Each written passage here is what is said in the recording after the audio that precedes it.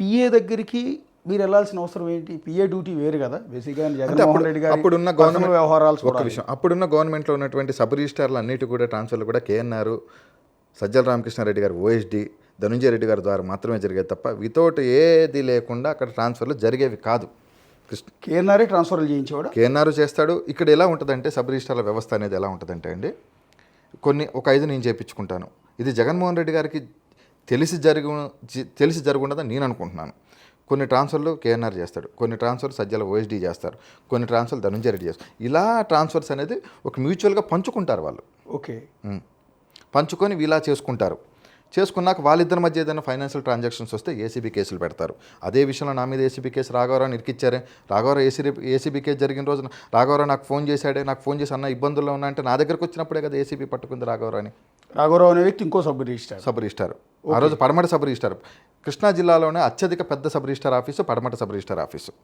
పడమట sub registrar post కోసమే 2 కోట్లు ఆఫర్ చేశారని అప్పుడు పడమట సుభాష్ చంద్రబోస్ ఆరోపణ కూడా చేశారు. సుభాష్ చంద్రబోస్ అప్పుడు వీడియోలు వచ్చినాయి, డబ్బులు వచ్చినాయి. పడమట సబ్ రిజిస్టార్ అనేది స్టేట్లోనే, ఆంధ్రప్రదేశ్లోనే పెద్ద ఆఫీసు. దాదాపు రోజుకు 100 కోట్ల ట్రాన్సాక్షన్ జరిగే ఆఫీస్ అది పడమట సబ్ రిజిస్టార్ ఆఫీస్ అనేది. పడమట సబ్ రిజిస్టార్ ఆఫీస్ రాఘవరావు ఇష్యూ జరిగినప్పుడు, రాఘవరావు ఏసీబీ వాళ్ళు పట్టుకున్నప్పుడు సింగుకి బినామీ శ్రీకాంత్ అని ఆ రోజు రాయించారు. కొంతమంది సబ్ రిజిస్టార్ల పేర్లు రాయించారు. ఎందుకు రాయిపించారంటే వీళ్ళందరినీ పిలిపించి బ్లాక్మెయిల్ చేసి డబ్బులు తీసుకోవడం కోసమే రాయిపించారు తప్ప మరి వీళ్ళందరితో పాటు నా ఆస్తులు, నా బ్యాంక్ అకౌంటు, నా బ్యాంక్ లాకర్లు, మా నాన్నగారివి, మా అమ్మగారివి, వీళ్ళన్నీ మీరు ఇప్పుడు ఇవన్నీ చెప్పినవన్నీ కూడా ఫ్రీజ్లో ఉన్నాయి. ఒక 2 ప్రాపర్టీస్ మాత్రమే నేను ఒక 1 మంత్ బ్యాక్ 25 lakhs నాకు ఏదో అమౌంట్ అవసరం ఉంటే మార్టిగేజ్ పెట్టుకొని తీసుకున్నాను. మిగతావన్నీ కూడా ఫ్రీజే చేశారే. కాబట్టి డేటా తెప్పించుకోండి మీరు. అసలు రాఘవరావు మీద ఏసీబీ రైడ్ అయ్యే అతను ఏసీబీకి పట్టుబడ్డాడు. ఒక సబ్ రిజిస్టార్ పట్టుబడితే చీమకుర్తి శ్రీకాంత్ ఆస్తులు ఎందుకు సీజ్ చేశారు? మిమ్మల్ని ఎందుకు ఇన్వాల్వ్? అది ఏసీబీని అడగండి, అప్పుడున్న కేఎన్ఆర్ని మన దశరామరెడ్డి గారిని అడగండి. వాళ్ళు పట్టించారని మీ పేరు? వాళ్ళే పట్టించారు. నాకు ఏసీబీ వాళ్ళే చెప్పారు, నువ్వు వెళ్ళి వాళ్ళతో మాట్లాడుకో, ఎందుకు నీకు వాళ్ళతో ఎందుకు ఏదైనా ఉంటే వెళ్ళి మాట్లాడుకో అన్నారు. నేను ఆ రోజు డబ్బులు ఇచ్చే పొజిషన్లో లేనే. నేను వెళ్ళిపోయాను. మా నాన్నగారికి బాగాలేదు, మా నాన్నగారు హాస్పిటల్లో ఏజ్లో 2 నెలలు ఉన్నారు. తర్వాత మా నాన్నగారు చనిపోయారు. ఆ రీతుని పిలిపెట్టడం, ఏసీబీ వాళ్ళు లేనిపోనివన్నీ నా మీద చెప్పడం. ఏమండి ఒక్క విషయం చెప్తాను, ఏసీబీ వాళ్ళ పని ఏంటంటే అసలు యాక్చువల్గా ఏసీబీ వాళ్ళు ఏంటి? నువ్వేమైనా అక్రమాస్తులు ఏమైనా సంపాదించావా, లేకపోతే అక్రమంగా ఏమైనా ఉన్నా, ఇవే కదా చూసుకోవాల్సింది. ఏసీబీ అంటే ఏంటి? Anti corruption bureau. ఆంధ్రప్రదేశ్లో గత గవర్నమెంట్లో ఉన్నప్పుడు ఏసీబీ అంటే యాంటీ కలెక్షన్ తప్ప వేరేది ఏముండదు. సబ్ రిజిస్టార్ ఆఫీసులో సబ్ రిజిస్టార్లు ఏసీబీకి డబ్బులు ఇవ్వకుండా గత ప్రభుత్వంలో ఒక్కడన్నా పనిచేశాడు అంటే నేను ఏ గుడికి వచ్చి ఆ గుడికి వచ్చి ప్రమాణం చేయమంటే నేను ప్రమాణం చేస్తాను. ఇప్పుడున్న సబ్ రిజిస్టార్లు అందరినీ రమ్మని, కాణిపాకం రమ్మని చెప్పండి, అందరినీ సబ్ రిజిస్టార్లు ఎవరు నేను ఏసీబీకి డబ్బులు ఇవ్వలేదని ప్రమాణం చేయమని చెప్పండి. ఎవరు వాళ్ళ ఉద్యోగాల అవసరాల కోసం అబద్ధాలు ఆడతారే తప్ప వాళ్ళ తప్పించుకుంటారు. ఈరోజు అందరూ తప్పించుకున్నారు. చివరికి బలిపశువు నన్ను చేశారు కదా. ఇప్పుడు మీ మీద కేఎన్ఆర్, దశరథ రామరెడ్డి వాళ్ళే పెట్టించారు. అంత పగ మీ మీద? అది నాకు అప్పుడు ఏసీబీ వాళ్ళు చెప్పారు. వాళ్ళు చెప్తాను మేము కేసు పెట్టాను నీ మీద, ఏదైనా ఉంటే వాళ్ళతో మాట్లాడుకో అని చెప్పారు. అంటే మీకును కేఎన్ఆర్కి వీళ్ళకి మధ్య ఆ కాన్వర్సేషన్ అంతా కూడా బాగానే ఉంది కదా, మీకు వాళ్ళతో పరిచయం? అంటే దశరామరెడ్డి గారికి నాకు రాఘవరావు గారి ఇష్యూలో గొడవ జరిగిందండి. ఓకే. అప్పుడు ఓఎస్డి దశరామరెడ్డి గారికి రాఘవరావు సజ్జల రామకృష్ణారెడ్డి చాలాసార్లు కలిశాడు వెళ్ళి. ఓకే. అక్కడ ఇష్యూలో పడమట సురేష్ బాబు మధ్యలో ఉండి ఏదో అమౌంట్ ఇష్యూ వచ్చినప్పుడు రాఘవరావు నన్ను నమ్మిచ్చినప్పుడు, యాజ్ ఫ్రెండ్గా నేను తీసుకెళ్ళి ఇచ్చినప్పుడు నువ్వు ఖచ్చితంగా ఇవ్వాల్సిన, అక్కడ కొంత ఇష్యూ జరిగింది. అది మంచి పద్ధతి కాదని నేను చెప్పాను. ఆ తర్వాత చిలికి గాలివాన అవుతుందని అంటారు కదా, అట్లాగా నాకు ఏదో విజయవాడలో ఒక 400 ఒక అపార్ట్మెంట్ ఉంటే అది ఏదో తక్కువ అడిగారు. నేను ఆ రోజు నేను ఇవ్వనని చెప్పాను. నేనే డబ్బులు పెట్టి కొనుక్కున్నాను, నేను ఇవ్వనని చెప్పాను. అక్కడతో ఇష్యూ అయిపోయింది. ఈలోపు ఏసీబీ కేసు నా మీద ఇవన్నీ కూడా బయటకు రావడం జరిగింది. మీరు కేఎన్ఆర్తో ఎక్కడ కలిసారు, ఎన్నిసార్లు కలిసి ఉంటారు? కేఎన్ఆర్తో నాకు తెలిసి నేను 2 times కలిశానండి. ఎప్పుడైనా ఫోన్లో అయితే మాట్లాడాను. నేను ఫోన్లో నా ఫోన్లో ఎందుకు తీసుకెళ్ళిపోయారు? ఏసీబీ వాళ్ళు నా ఇంటికి వచ్చి రైడ్ చేసి నా ఫోన్లో ఫస్ట్ సారి రైడ్ చేసినప్పుడు, రాఘవరావు రైడ్ చేసినప్పుడు నా కార్లో 4 ఫోన్లు దొరికినాయి. 4 ఫోన్లు తీసుకెళ్ళిపోయారు. అవి సీజ్ చేశారు, అవి చూపించారు. మా ఇంటికి వచ్చి ఏసీబీ రైడ్ జరిగినప్పుడు శివప్రసాద్తో పాటు 2 ఆఫీసర్లు వచ్చి మా ఇంటికి మా నాన్నగారు చనిపోయిన రోజు డేటు లేకుండా నోటీస్ ఇచ్చిన చరిత్ర మీరు ఇదెందుకు మీరు పబ్లిష్ చేయలేకపోతున్నారు? మీరు ఇవన్నీ నాకు చెప్తున్నారు, మీరు నన్ను అన్నీ అడుగుతున్నారండి. ఇది ఎందుకు మీరు చేయలేకపోతున్నారు? ఒకసారి మీరే నోటీస్ చూద్దురండి. ఓకే, మీరు కాపీ ఇద్దరు. కానీ ఇంకోటి చెప్పండి. ఒకటి, అసలు కేఎన్ఆర్ బేసిక్గా సీఎంకి పిఏగా చేయాల్సిన వ్యక్తి బయట సెటిల్మెంట్లు, ఇలాంటి లాలూచీలు, దౌర్జన్యాలు ఇవన్నీ కూడా చేసేవాడు.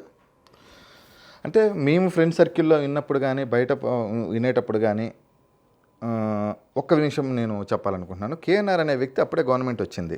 విజయవాడలో ఆయనకి ఎలాంటి ఆస్తులు లేవు. అలాంటి విజయవాడలో సొంత ఇల్లు ఎలా కొనుక్కోగలిగాడు ఆయన? వాళ్ళ ఆవిడ పేరు మీద అపార్ట్మెంట్ ఉంది కదా, అది సింగే రిజిస్ట్రేషన్ చేశాడు కదా.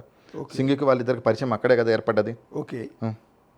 అట్లానే టీవీఎస్ లేక్ వ్యూ అపార్ట్మెంట్లో కడపలో ఉన్న అపార్ట్మెంటు లోనుకు సంబంధించి ఇక్కడ సింగే చేశాడు కదా. ఓకే. సరే, ఒక్క ఫ్లాటేనా? ఒక ఫ్లాట్ ఉండటంలో పెద్ద అభ్యంతరమే లేదు. అంటే ఒకటో రెండో నాకు తెలియదు కానీ మేబీ రిజిస్ట్రేషన్ సింగ్ చేసేవాడు. కేఎన్ఆర్కి సంబంధించిన సింగ్ చేసేవాడు. నిన్న కూడా సింగ్ ఏం చెప్పాడంటే, గవర్నమెంట్లో ఉన్న ఏసీబీ ఆఫీసర్లు, నేను చేయించానని చెప్పలేదు, మీరు ఒకసారి వినండి. గవర్నమెంట్లో ఉన్న హయ్యర్ అఫీషియల్స్ అందరూ నాకు ఫోన్ చేయించి రిజిస్ట్రేషన్ చేయించుకున్నారని చెప్పాడు. ఓకే. క్లియర్గా చెప్పాడు. మీకు ఐడియా ఉందా? ఇంకొకటి చెప్పాడు, శ్రీకాంత్ తన ఆస్తులు తన బంధువుల పేరు మీద పెట్టుకుంటాడని చెప్పాడు. చూసారా, నా బంధువుల ఆధార్ కార్డులు అన్నీ మీకు తీసుకొచ్చిస్తా, నా బంధువుల పేరు మీద ఎక్కడన్నా ఒక్క ఆస్తి ఉన్నట్టు నిరూపిస్తే, నేను చేయించినట్టు ఆంధ్రప్రదేశ్లో ఎక్కడన్నా నా బంధువుల పేరు మీద ఒక్క ఆస్తి ఉన్నా మీరు రండి, నా ఊరికి నేను తీసుకెళ్తాను, నా బంధువర్గాన్ని మొత్తం పరిచయం చేస్తాను, మా అమ్మగారి బంధువర్గాన్ని పరిచయం చేస్తాను, ఒక్క ఆస్తి మా బంధువుల్లో ఎవరి పేరు మీద ఉన్నా కానీ మీరు చెప్పిన దానికి నేను సిద్ధంగానే ఉంటాను.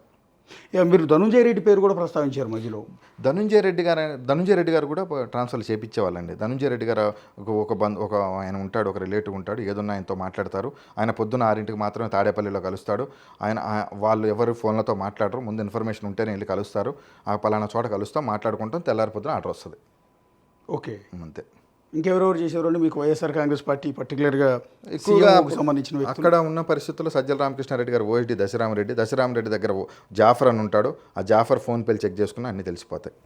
జాఫర్ సజ్జల రామకృష్ణారెడ్డి ఓఎస్డీ గారికి టోటల్గా చేసేది, ఫైనాన్షియల్ ట్రాన్సాక్షన్స్ మొత్తం చేసేది జాఫర్ దగ్గర నుంచే జరుగుతాయి. ఓకే. అతను ఏంటండి? జాఫర్ అనేది ఆ రోజు ఉన్న ఎంప్లాయ్ సజ్జల రామకృష్ణారెడ్డి గారికి. ఓకే. పడమటి సురేష్ బాబే సజ్జల రామకృష్ణారెడ్డి గారు ఓఎస్డీ నాకు పరిచయం చేశాడు. ఓకే. ఈ పడమటి సురేష్ బాబు ప్రస్తావన ఏంటంటే, ఇంకోటి ఓఎస్డీ దశరామరెడ్డి వ్యక్తి గురించి మనం మాట్లాడాలంటే, దశరథ రామరెడ్డి అనేవాళ్ళు జైలు శాఖ సూపరింటెండెంట్గా ఉండేవాళ్ళు. అప్పుడు జగన్మోహన్ రెడ్డి గారు జైల్లో ఉన్నప్పుడు ఓఎస్డీ దశరామరెడ్డి గారు ఇక్కడ చెల్లపల్లిలో సెంచల్గూడ జైల్లో ఉన్నప్పుడు ఆయన ఉండేవాడు. కావాలని డిప్యుటేషన్ మీద ఆయన తీసుకొచ్చుకొని ఓఎస్డీ కింద పెట్టుకున్నారు సజ్జల గారు. ఓకే.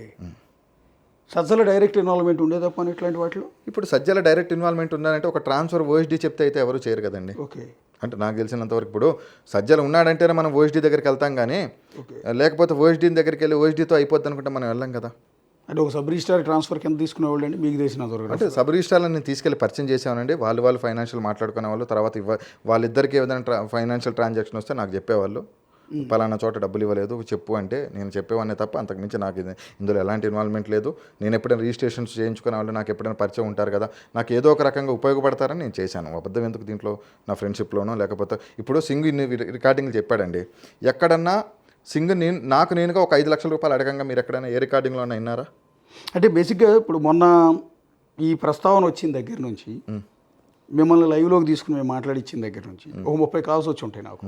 అది కూడా విజయవాడ చుట్టుపక్కల అన్ని పొలిటికల్ లీడర్లు కావచ్చు, సబ్ రిజిస్టార్లు కావచ్చు, కొంతమంది రన్నింగ్లో ఉన్నవాళ్ళు, కొంతమంది మీరు తెలిసిన వాళ్ళు, మీతో పరిచయం ఉన్నవాళ్ళు. వాళ్ళలో ఒక్కళ్ళు కూడా మీ గురించి మంచిగా చెప్పట్లా. అంటే నేను is a real estate broker, mediator. అవునండి. ఇంకా పచ్చిగా చెప్పాలంటే హైదరాబాద్లో అమ్మాయిలతో వ్యాపారం చేస్తాడు. చూపిమనండి ఒక అమ్మాయితో నేను వ్యాపారం చేసినట్టు. ఏ అమ్మాయినైనా చెప్పండి. సినిమా అప్కమింగ్ హీరోయిన్లందరినీ కూడా మీరు గోవా తీసుకెళ్లి బిజినెస్ చేస్తుంటారు అనేది మీ మీద ఉన్న అలిగేషన్. చాలా మంది చెప్పింది, నిజమని కాదు. ఇక్కడ మేము వచ్చిన ఆరోపణలను క్లారిటీ తీసుకునే ప్రయత్నంలో బాగా అడుగుతున్నాం. దానికి సంబంధించిన ఆధారాలు ఎక్కడ కూడా లేవండి. మీకు అది అనిపిస్తుందా? సినిమా ఇండస్ట్రీలో అప్కమింగ్ హీరోయిన్స్తో కానీ ఛాన్సుల కోసం వెతుక్కుంటున్న అమ్మాయిలతో మీకు పరిచయాలు ఉన్నాయా? ఒక్క నిమిషం, నాకు అర్థం. ఛాన్సుల కోసం వెతుక్కున్న వాళ్ళతో నాకు పరిచయాలు ఉన్నాయి. నాకు ఇండస్ట్రీలో చాలామంది పరిచయాలు ఉన్నమాట వాస్తవం. నేను రీతు చౌదరి అనే అమ్మాయి ఇండస్ట్రీ అమ్మాయినే చేసుకున్నాను. ఆ అమ్మాయి ద్వారా నాకు చాలామంది ఫ్రెండ్స్ పరిచయం. అందరూ నన్ను అన్నయ్య అని పిలుస్తారు తప్ప, మేము అందరం ఫ్రెండ్ సర్కిల్లో ఉంటాము, సరదాగా ఉంటాం తప్ప ఈ రకమైనటువంటి వాళ్ళు చేయరు. నేను ఏ రోజు వాళ్ళని అడగలేదు అట్లా. ఎప్పుడు వాళ్ళని కూడా మేము చూడలేదు ఎప్పుడు అట్లా కూడా. For more videos like this, subscribe Big TV channel.